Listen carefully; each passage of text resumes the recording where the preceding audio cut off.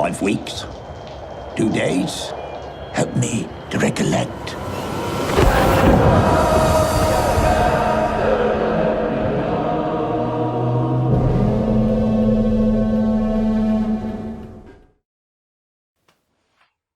So what the fuck did we just watch? Hey everybody, welcome to Graveyard Shift. If you don't know what Graveyard Shift is, because this could potentially be the first episode, it's a show where after a hard day's work, we watch a horror movie and then drunkenly review it. We have generic-ass drinking rules that we're probably going to disregard entirely for this. Disregard the rules that we haven't even established yet. But the movie we just watched is an underrated gem that I don't know why more people aren't fucking talking about. And it was called The Lighthouse. The Lighthouse. The fucking Lighthouse. Oh my god. Where do we begin? Alright, well, I had notes. Nah, fuck it. Yeah, let's just raw dog it. Alright. Good work. There we go. Woo!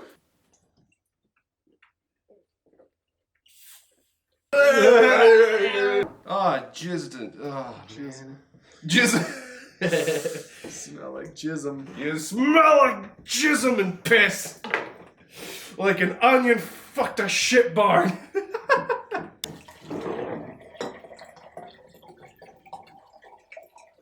We need a hell of a drink.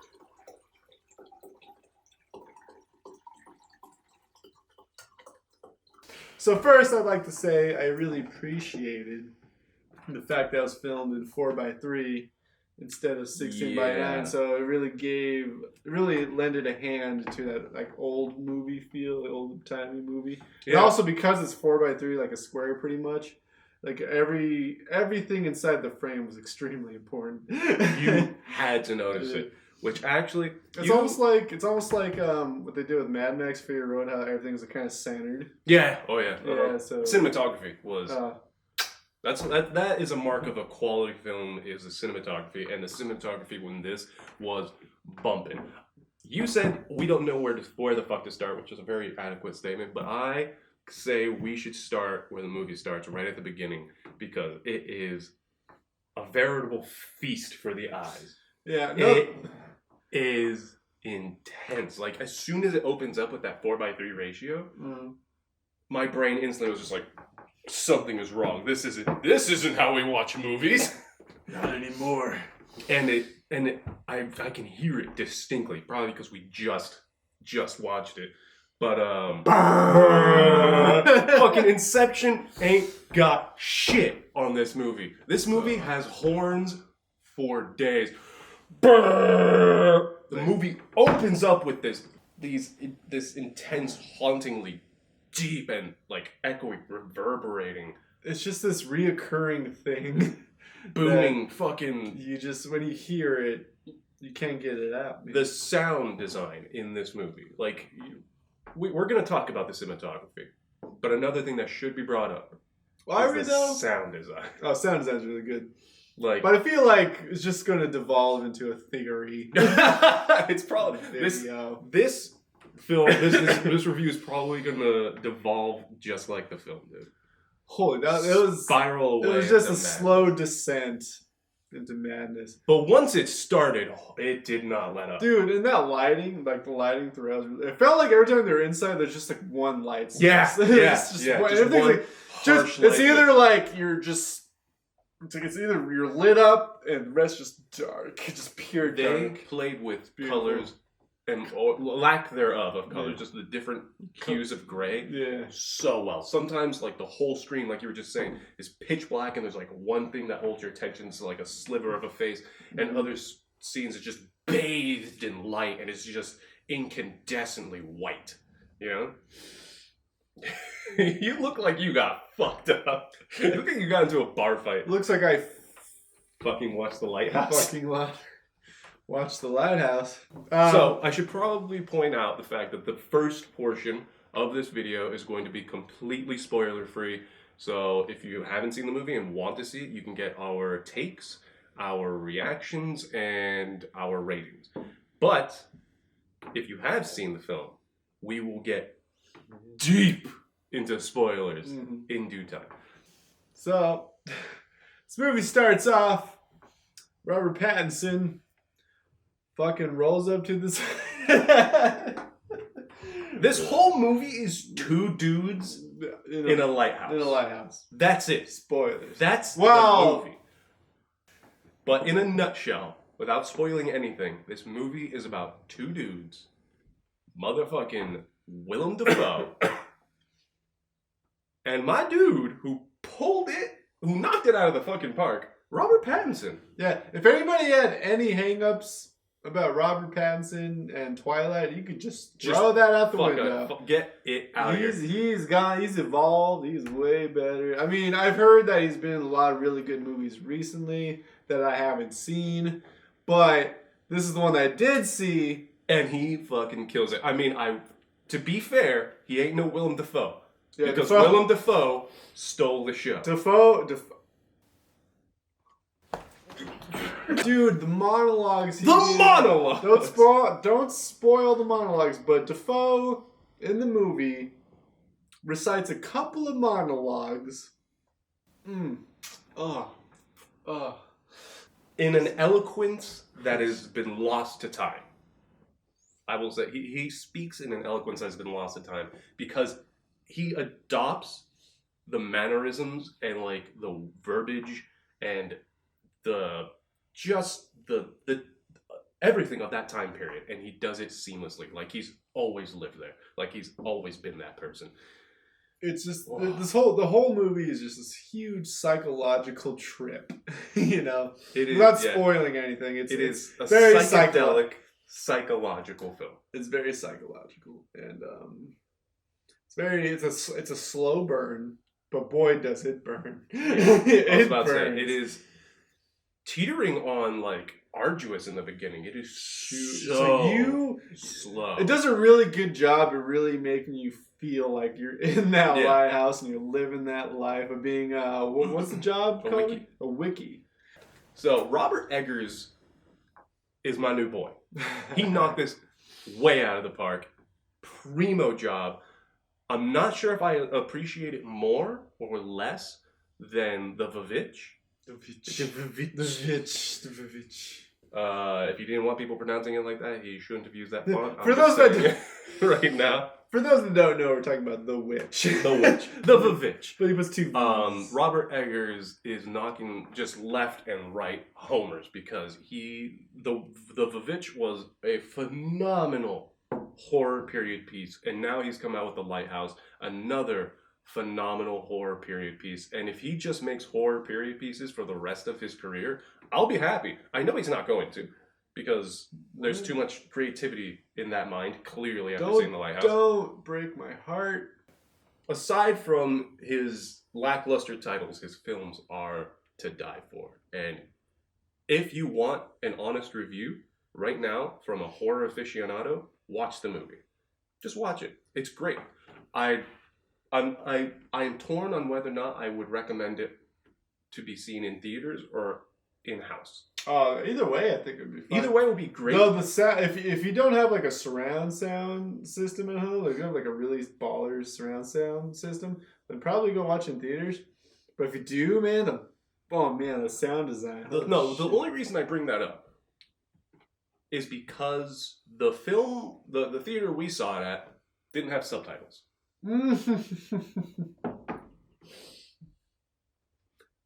Did not have subtitles. That movie needs subtitles. They're speaking in a dialect that's dead. It doesn't exist anymore.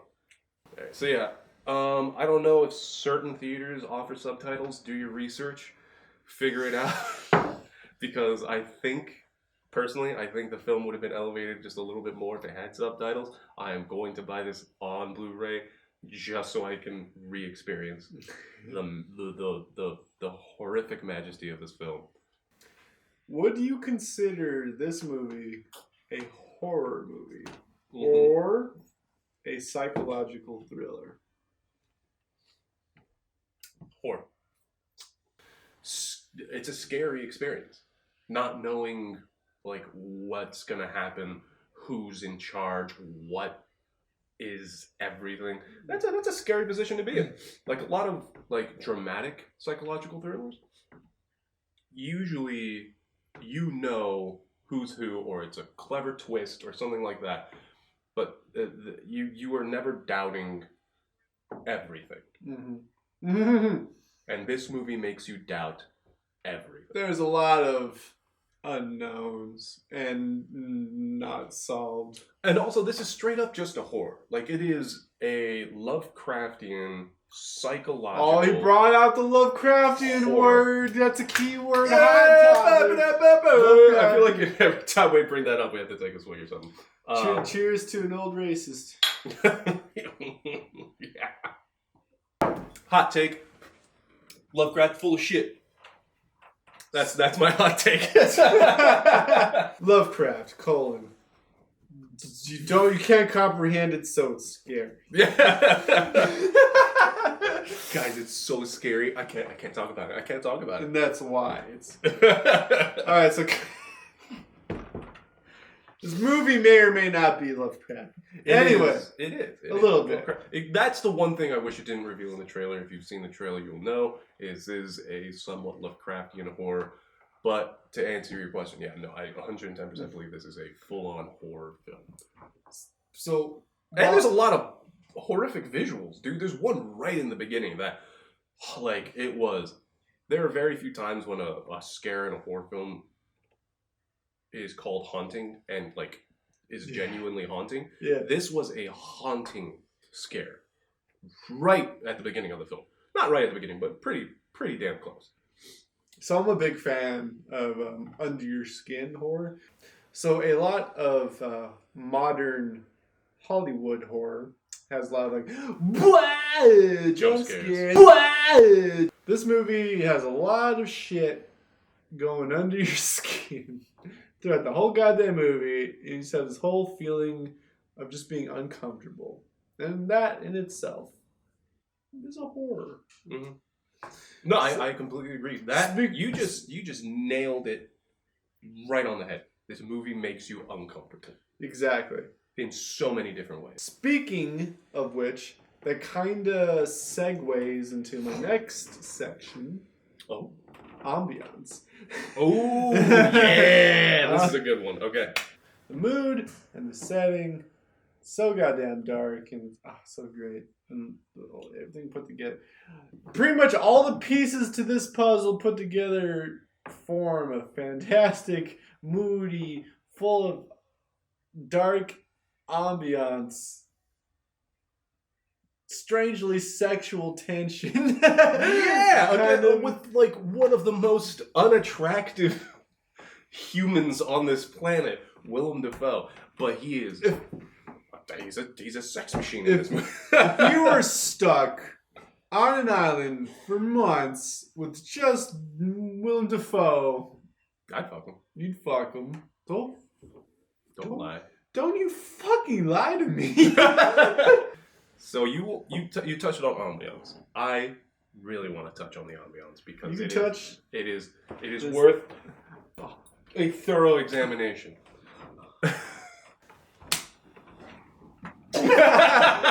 Boom! Suplex it to him. What was your first blowjob like? Anyway, ambiance in this film, it shifts. Everything about this film is genius because it does everything to a level that we cannot hope to achieve, and it does it seamlessly. Like, it does it easily. Like, this director casually sways between, like, claustrophobic, tight, busy inside of the inside of the lighthouse is like just so claustrophobic and tight and like there's shit everywhere.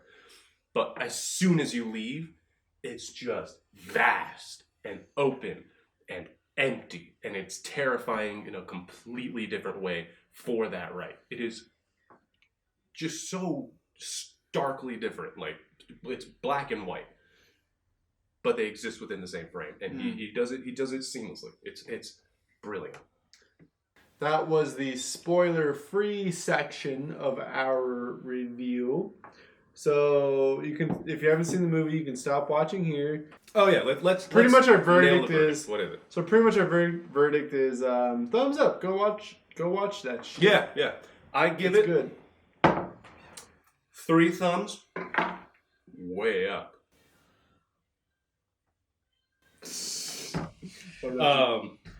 No. Also, before we get into the spoilers, I just want to say, don't you dare fuck with seagulls. You leave seagulls alone. You don't fucking touch them. Oh my god! Seagulls have never been scary until this movie. Don't touch them. Don't do it. Did you fuck a seagull? Did you do this? Did you fuck a seagull? Or did you fuck a fish? Did you go around fucking fishes? Fucking mermaid pussy. Oh, spoilers! Yeah! We're in the spoilers now. Okay, so turn this shit off if you haven't seen the movie. Or don't. This I can't tell you what to do. I'm a guy on your computer screen. I ain't the police. 2 things. 2 spoilers about this movie. Number 1, don't fuck with seagulls. Number 2, if there's mermaid pussy, you get in that. There's masturbation, and then there's fucking mermaids, and there's a big old mermaid pussy. It's massive. Mermaid pussy. He's fucking. And it's like splayed out. Like there's no censorship. I guess it doesn't have to because it's not a human. Pussy. Pussy. Pussy. You ever play Monster Girl Island? No, but okay. All right, so here we go. Let's start at the beginning. It opens up on. They keep calling this little island a rock, and it really is. Whenever they're traversing this island, it looks like they're just like haphazardly climbing on a massive floating rock. It's sharp, it's jagged, it's uncomfortable. Oh, I heard that. No, keep going. Okay? Keep going. No, that's going in. Keep going. So it opens with just this massive shot on this tiny little island that is just forsaken by humanity, by God, by whatever. Just smack dab in the middle of this terrifying ocean. And that's when we finally meet. After a good handful of minutes, we finally meet our 2 leads, and they're just staring. They don't say anything. In fact, I wrote this down. Willem Dafoe, Academy Award nominee and probably winner, I don't know. High-class actor Willem Dafoe, his first 2 lines are farts. His first 2 lines are farts. He was peeing too. He was peeing into a bucket, and that's the first thing you hear from him. And then he just lets 2 fat boys rip. Not at the same time, at different points in the film, before he ever opens his beautiful, serenous mouth. And another weird thing that I took note of, you don't hear either of their names until 40 minutes into this film. Yeah, that's true. You don't know who they are. 40 minutes into like an hour and a half long film. It wasn't that long, honestly. And you do not learn the main characters. You don't learn the main characters' names until like 40 minutes. And they're not even being honest. So you don't even... they're fucking liars. They're both liars. If they're different people, we don't know. Dude, they have like the same name, don't they? One's a Thomas. One's Tom, one's Tommy at some point. Okay. And then like casually in the middle of a scene, Tom... Willem Dafoe is smoking Robert Pattinson's cigarettes while Robert Pattinson's smoking his pipe, Willem Dafoe's pipe, that he never lets go of. And it's like, okay, this was done on purpose. The director had to do this on purpose. So, what does it mean? And this is before the shit ever hits the fan. So since it's already messing with you. What the next... Sorry, buddy. It was a traumatic experience. Okay. The next thing I want to cover is the subtle... Is the subtle... Sorry, I can't see my eyes. Is the... I can. And they're beautiful. Wait, emerald green. No, they're not emerald. Bullshit green eyes. So the next thing I'd like to cover is how this movie had sprinkled humor throughout. I've said this before, I'll say it again, and I'll say it till I die. A good quality horror film is not just a horror film. It's either a romance with horror, a drama, a comedy with horror, a sci-fi with horror.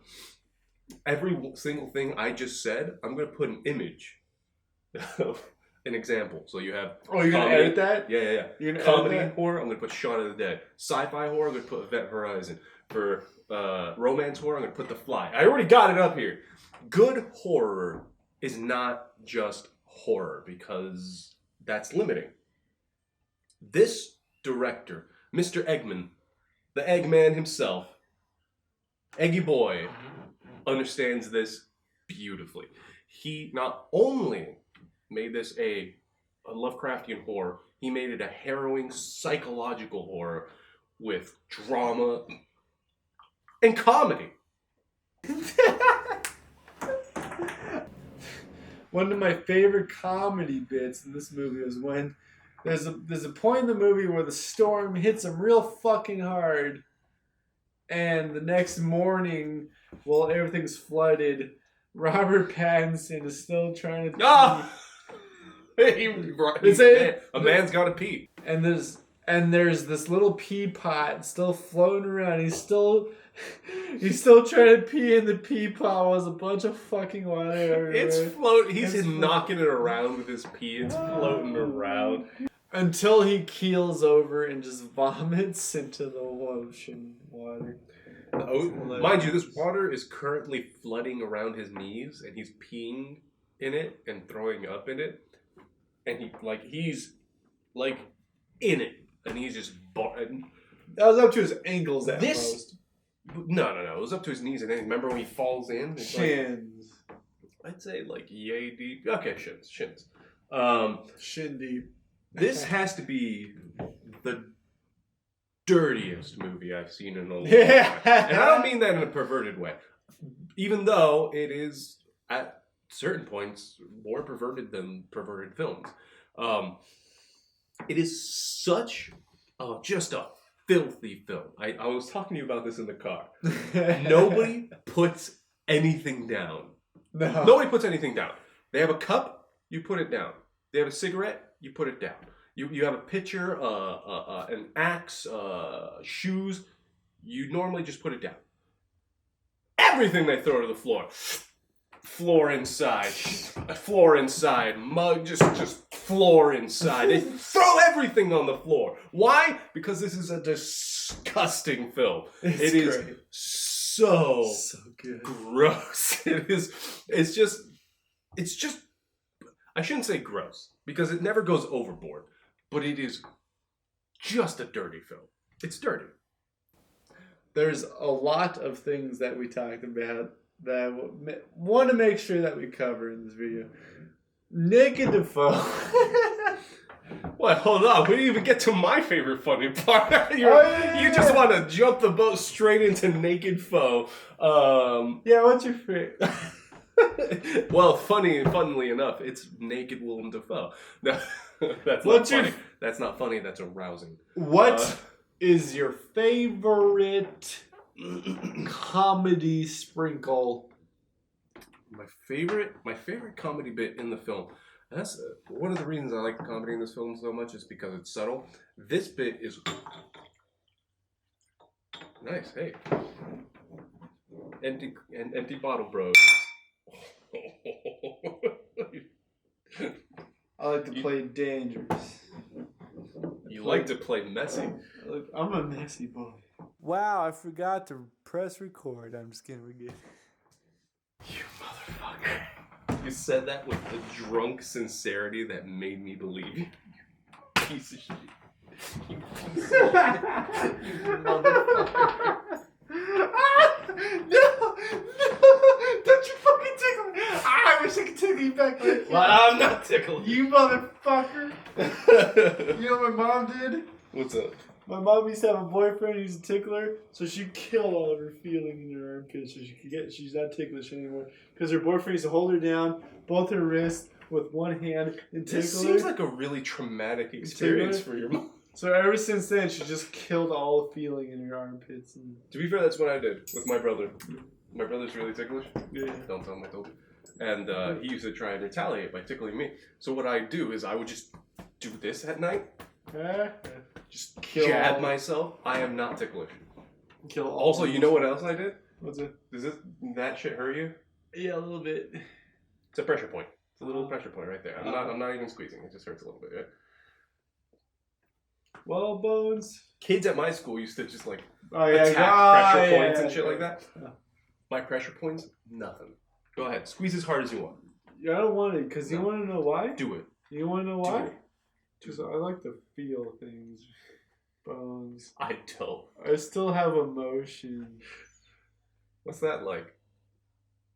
It's like looking at a piece of raw steak and wanting to fuck it! Spoilers! Whoa! Spoilers, bring it full circle! Yeah! Segue, baby. There's a line in the movie. Bang! Since you've seen it.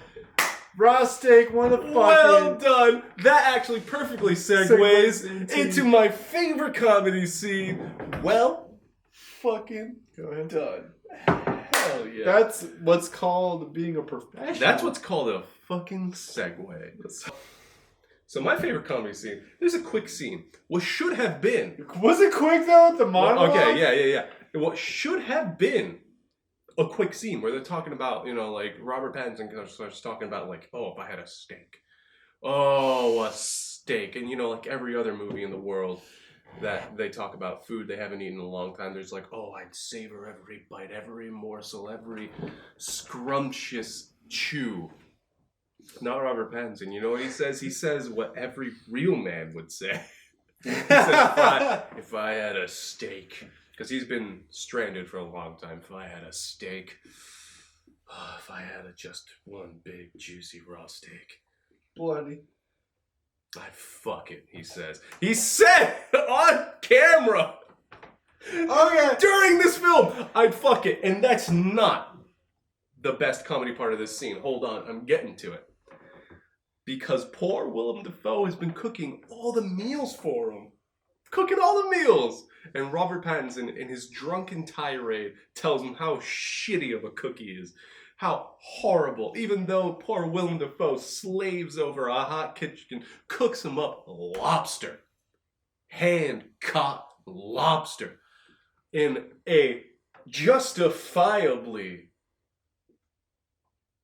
furious tirade, Willem Dafoe goes off on Robert Pattinson in one of the best monologues ever put to film. One of the best monologues. I cannot give it enough praise because it's Willem Dafoe at his best. Not only is he speaking in a tongue that is dead, not only is he speaking in mannerisms that don't exist anymore, but he's making it seem seamless. He's doing it flawlessly, perfectly, and angrily at this ungrateful little shit that he condemns to a hell that is beyond our imagination, and he describes it vividly, vehemently. He goes fucking bananas on Pattinson. And you know how the scene ends? Exactly how I wanted it to end. Pattinson, because if I was in Pattinson's shoes, Robert Pattinson's shoes, he said exactly what I leaned over and whispered to Steve. He looks at him and goes, all right, the food wasn't that bad. That's it. That's the end of the scene. The whole scene, the whole sequence is dedicated to this righteous indignation, this Monologue. fury. It's big monologue. Just one of the most eloquent monologues I've ever heard. And just a monologue ripped out of time that we didn't deserve because someone shit-talked his cooking. It was So good. Okay. So that was my favorite comedy scene. Do you realize what we just did? What? We picked our favorite comedy scene Yeah. from a horror film. Dude, yeah, man. That's the mark of quality. You know what a mark of quality is? Mermaid pussy! Mermaid pussy! There's a big old close-up of mermaid pussy! It comes out of nowhere! He fucks a mermaid? Oh yeah, 100%. Or You see his bare ass. Does he dream of fucking a mermaid? Okay. You know what, man? Let's get close to the finish line. Yeah, we should probably wrap this up because this is going to be a really long video. Let's get to the down and fucking nerdy of this video. Did you say down and nerdy? Dirty. I can't. Nerdy would have been a really good pun. Let's get to the down and dirty of this video. What the fuck did we watch? Okay, so my current working theory, we just left the cinema and came here. My current working theory is that there is no physical manifestation of Willem Dafoe. I think Willem Dafoe, at least his character, Tom, it was something one syllable, like Tom Wink, Tom. Anyway, Willem Dafoe's character is a manifestation of the lighthouse, a physical manifestation of the lighthouse as it projects itself to Robert Pattinson, who is its current caretaker. It's crazy, it's bipolar, it's demanding, yet also submissive. It desperately doesn't want him to leave in a sequence that, like, most of the sequences with Willem Dafoe are an absolute trip, especially when it comes to this theory. Like, there's a quick sequence that we're in spoiler talk, where Robert Pattinson finds a dead Willem Dafoe, turns his limp body over, finds another Robert Pattinson's face, and then a naked Willem Dafoe turns him around, and with lights that parallel the lighthouse itself, shines it directly into his eyes while making that menacing, deep, echoey, reverbery bass sound. Just screaming it in his face. Just and it's not a quick jump scare. It earns that scare and then it lingers there. So yeah. So Willem Dafoe casually sways between immensely likable to the saltiest, most bitter sea dog that has ever sailed the ocean blue. And like I said, he just does it seamlessly. It's to his credit, Willem Dafoe. I know I've already said it. I'll say it again. Willem Dafoe steals the show. Robert Pattinson, to his credit, though, he feels like he belongs. Not entirely, but at the same time, he feels like he belongs. And you know what? That is the gist of the character. He doesn't exactly belong there. When I left the film, it actually bothered me when I left the cinema, was that he seemed too attractive, I think I was talking to you and I called him a dolphin. He was just like smooth muscle and like perfectly built. Especially at the end when the seagulls were picking at his corpse. Or the seagulls, yeah. Well, he wasn't dead yet. He was dying. He was dying. Dead. It was very kind of like, who's that one Greek dude that was chained to a rock and the vulture head was like pecking at his entrails every day? I don't know. Editing will help. It reminded me a lot of that, though the scene composition itself reminded me of that era's art. Like the way Robert Pattinson was splayed out, the way he was being torn apart by the gulls, the way their shit rolled off his body. And I can't be any more serious when I say that. They visually show you seagull shit rolling off his nude, bleeding body as they tear out his entrails. It kind of reminds me a lot of the scene from The Witch, where... Have you seen The Witch? The Witch? The Witch. Yeah, I did. Yeah, it remember that scene where that Krill's pecking out her boob? Yeah. And she thinks it's her kid? Yeah, it reminds me a lot of that. I just threw up in my mouth a little bit. It's gonna be our Haunt Machine booth. It says, hey, if you ever want to try anal, I got a cock sleeve here for you. Scare leg. Explore his hidden depths. The catacombs of his anus. Anyway, I want to thank you immensely for joining us for what could possibly be our first episode of Graveyard Shift with the film that is currently still in cinema, The Lighthouse. What are you going to give it? I give it 6 mermaid pussies out of 9. 69. Mermaid pussies. Were you just thinking about that the whole time your head was down? Was like the perfect outro because it worked. Yeah. That was pretty good. Well done. That's what geniuses do. Oh, that ring. I'm going to give it a somewhat more serious score. I'm going to give it an 8 out of 10. It's a B. I think it would deserve a 9, if not a full 10, if it had subtitles. The movie is still settling. It's still setting right now. It's still like sinking in. We just watched it. I think it's a movie that is going to linger with me for a while, and I can give you a more accurate reading. But until then, I'm just going to give it a solid 8.5 out of 10.